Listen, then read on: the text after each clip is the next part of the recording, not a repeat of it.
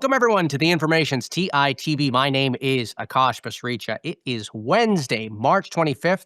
We have a big story out of our newsroom. The Information is exclusively reporting that SpaceX is aiming to file confidentially for its IPO as soon as this week or later next week. There are a few interesting details that I want to highlight to you about this story. The first thing is that SpaceX could raise more than $75 billion. That is up from the $50 billion that we previously thought that the company was going to raise. And the amount here is significant because it actually would be more than all of the other IPOs in the past year combined. That is according to data from Renaissance Capital, and it really highlights the importance of this offering. The second piece that we are reporting is that normally banks limit individual investor allocations to about 10% for an IPO like this. But for SpaceX, we have reporting that individual investor allocations could be more than 20%. And if you think about this, I mean, Elon Musk has a lot of fans in the retail trading community, and you can imagine they would be quite excited for an IPO like this. And so it certainly is a strategic move. The third piece that I want to highlight is that this IPO might not have a standard 6-month lockup period. Okay, normally these lockup periods are there so that early investors can't just dump their shares right away. We don't know the details about what the lockup period will be, but what we do know is that SpaceX has raised a colossal amount of money privately, and so there has to be some careful considerations about when those early investors can eventually sell. We will make sure to keep you posted on that, but the full story is on our website at theinformation.com. Now for some more exclusive reporting. Today on the show, OpenAI is doing away with Sora, and CEO Sam Altman is making some big changes to his own responsibilities at the company. We'll hear what he's shifting his focus to. Plus, ARM is getting a boost today after the company unveiled its first in-house CPU chip. We'll talk about the news with a longtime chip startup venture capitalist. It's going to be a big show, so let's get right on into it. Sam Altman is making some big changes at OpenAI to continue to focus the company on a narrower set of ambitions. The Information reported exclusively that he is changing his own focus at the company. He is shuttering Sora, and OpenAI also has a new model coming. To talk more about what we know, I want to bring on Stephanie Palazzolo, our AI reporter. Steph, welcome to the show. It's great to have you back. Thanks. Great to be here.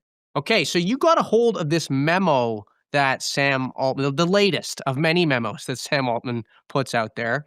What did the most recent memo say about all these changes that the company's making? So there are a couple key things in this latest memo. I think first, a big product shift where the company is, Sam basically told everyone that they're shutting down all of their Sora related products. So Sora is their video generation model. So this includes the kind of TikTok style mobile app. This includes the API for developers.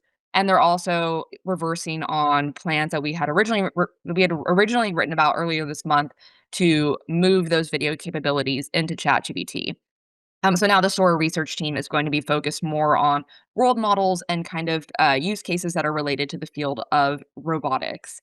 Another interesting change was Sam had also told employees yesterday that he'd be moving the safety and security teams, which previously reported up to him, to other parts of the org. So specifically, safety will be moving under research, reporting up to Mark Chen, and then the security team will be moving to the quote unquote scaling org, which is run by co-founder and president Greg Rockman.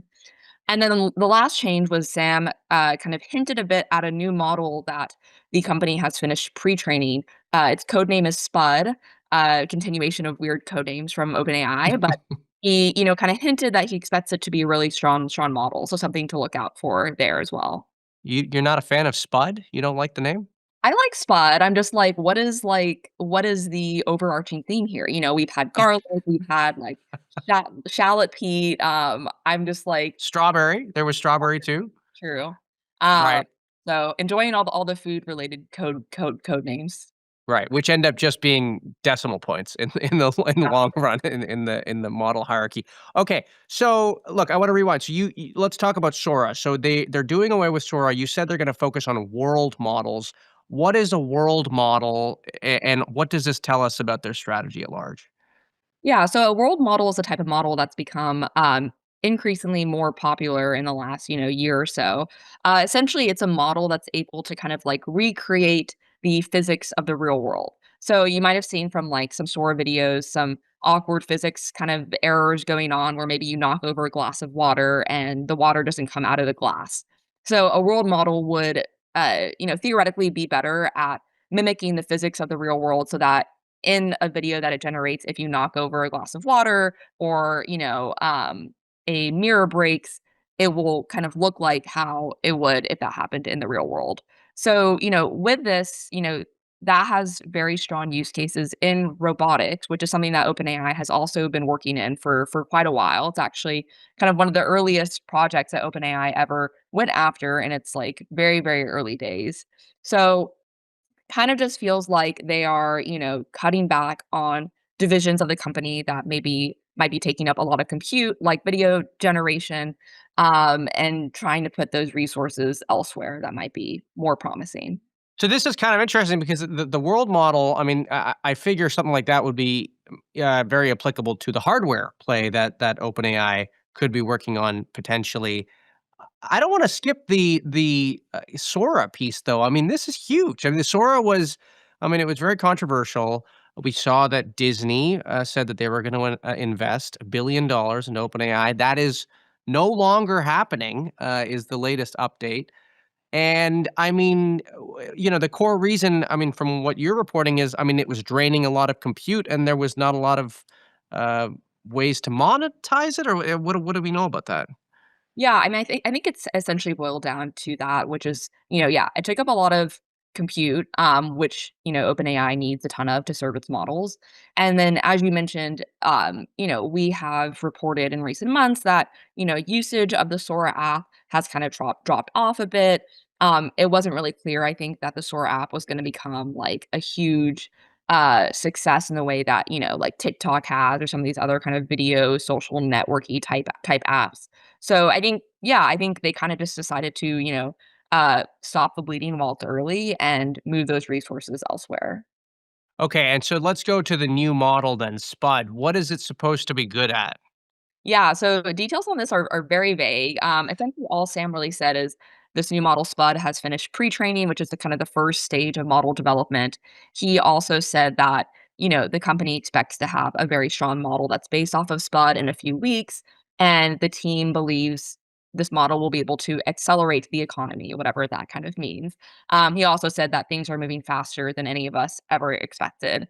So obviously this all sounds great, but of course take this with a huge grain of salt just because we haven't actually seen this model in production. We haven't gotten to test it out yet. And it's easy for leaders to say very optimistic things to employees, but definitely I would say overall like not a negative sign. I mean, it's definitely something for us to be excited about and, a new model to look forward to, I think, in the next, couple months or so. And then let's go to Sam Altman's newer focus, new refined focus, I guess. So, remind us again. So, what is he doing away with? What is he allocating more responsibility to with respect to Fiji Simo's role? How is all that looking, and what do you make of it? Yeah, so this is kind of a continuation of a trend we've already seen over the past year where Sam is kind of taking a step back from these like day-to-day operations of the company. And so this all kind of started, about, a year ago or so where whenever Sam brought on Fiji to handle kind of product and operations, and he kind of took a step back from that to focus more on research and compute. And then this is kind of another step in that direction where you see him moving safety and security under other leaders so that he can, as he says in the memo, focus on things like raising capital, supply chains, and building data centers. So obviously, I think OpenAI is a huge sprawling company, and I think Sam as a single person cannot handle everything. So I think he's just really trying to focus on what he's good at. And, as somebody that has been in tech and in the investing world for quite a long time, I think that is, raising capital is something that he's clearly very good at, that he's been able to do a ton. And then also just generally kind of rubbing shoulders with these leaders around the world, whether that's business leaders or people to help him build data centers. And so it just seems like he's doubling down on kind of what he knows he's good at. So, when you look at these changes, and they will continue to come, I mean, I just wonder, Steph, do you think this is a positive change for the company? And again, when we say positive, you have to really define what criteria on which you're evaluating it. But I think really, as we look to ahead to an IPO, and we look at the company's financial profile, we look at usage metrics going up in the right categories. I mean, they're saying it's a smaller subset of products. They're really going deeper. Feels like the right move to me, but I don't know. What do you think? Yeah, definitely agree here. I think even though it is a painful move, I think for, many within the company who were excited about video models, excited about Sora, I think ultimately this is the kind of right choice for OpenAI just because, as you're saying, they're gearing up for an IPO. Investors want to see a company that is focused, that knows what is working well and what's not, and is able to kind of invest its capital in the right types of products. So I do think that, this might be painful in the short run. I think again, researchers feel very strongly about what sorts of projects they get to work on. So maybe we'll even see some of the Sora researchers leave in the next couple weeks. But ultimately, I think it is the right choice. And I think it shows that, ever since Fiji came in, she seems really willing to cut things that folks have been saying for honestly for quite a while aren't really working in favor of the company. Right. Well, Steph, I want to thank you for coming on. That is Stephanie Palazzolo, our AI reporter here at The Information. ARM announced it is launching its own CPU chip developed in collaboration with Meta. It is the latest semiconductor to join the heated chip race that is seeing just about every major company expand its product suite to overlap with many of its own customers. To explain some more of the dynamics here at play, I want to bring on Umesh Padval, a longtime chip startup venture capitalist and a managing partner at Seligman Ventures. I'm really excited to talk about this. So, look, the way that I understand this new chip that ARM has, ARM traditionally has been the blueprint designer for these chips. It hasn't really made them itself. Of course, nobody's really making them because TSMC is making them all. But I mean, it hasn't really done its own chip. It's really given away its blueprints at a cost, of course, to other companies. Now they're saying we want to be in the market ourselves with the CPU chip.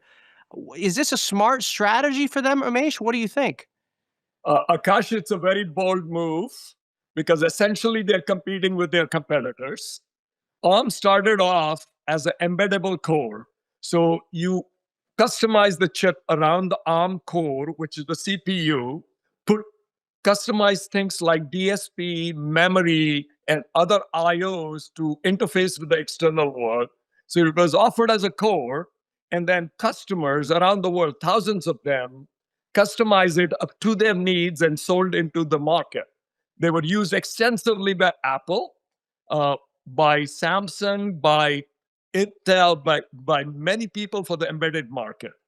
But now they've gone up the stack and they're making standard product, which is a complete CPU, going after the x86, Intel, AMD, as well as some of their licensed producers like Vera from NVIDIA, as well as Qualcomm, Apple, which are licensees.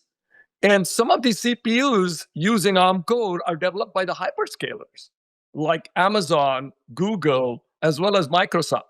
So now they're entering a field where they're not only competing with the x86 architecture with Intel and AMD, but they're also competing with ARM-based hyperscalers as well as formidable Right. competitors like NVIDIA.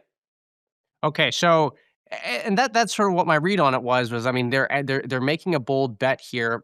Do we know anything about how this chip will compare to those ARM-based chips and to the x86 architecture? Is there any evidence that it will be better or worse, or is there just so much demand that people would need to diversify? How are you thinking about it? I think that we don't know the performance numbers yet. We'll find out over time. But I think this is trying to have alternate sources for the hyperscalers, which want choices. Right now, you have Vera and Rubin, which are coming from Jensen at NVIDIA. And there are custom chips being developed by many of the hyperscalers themselves based on ARM, as well as they do the AI accelerators, which are the GPUs. So any given data center has a CPU as well as a GPU. And I think Meta's strategy is to diversify their sources from NVIDIA as well as other suppliers, where they have the AI accelerators from 3, 4 suppliers, and then they have the x86 and now the ARM-based CPU. So I think it's a diversification not relying on the dependence of anything. That's what the hyperscalers would like. It's alternate source for the CPU. Can you explain to me, Umesh? I mean, you've worked with a number of chip startups over the years, and this is not the first time that any company has begun to compete with their customers. And it's not just happening in the chip sector, it's happening in various different places in the AI ecosystem. I mean, I guess I'm just curious, how much tension that brings into any kind of these dynamics when you're negotiating contracts with customers. We saw that NVIDIA, certainly the hyperscalers, I mean, they all provided very flattering statements for ARM in the press release saying, we're super excited about the CPU. And yet there's competition there. I mean, does this have any tactical bearing on negotiations? Yes, meaning I think this is really a bold move to compete against your customers. So you're going up the value chain. You are enabling your customers to design chips which are customized for your applications around the world. And there are millions of customers. Now you're going to go up the stack and directly compete with people who you have licensed to. So you really need to have a very strong conviction that your architecture is better than any one of the other people competing with you from x86, as well as ARM-based licensees like NVIDIA, like the hyperscalers, like Qualcomm, like Apple. Right. But I mean, do you think that this chip could cannibalize the existing business that ARM has in selling those blueprints to those customers? I think people are going to be wary, and there are alternatives to ARM which are also coming in the market. There's something called RISC-V ARM instruction set compatibility core, which is available without any royalties. So now the customers are going to look at this move and say, they are competing with me. Do I go to open source licensing of a RISC-V engine for many of these companies which are in the market right now, which are their competitors? It's like companies which have provided these new competitive cores.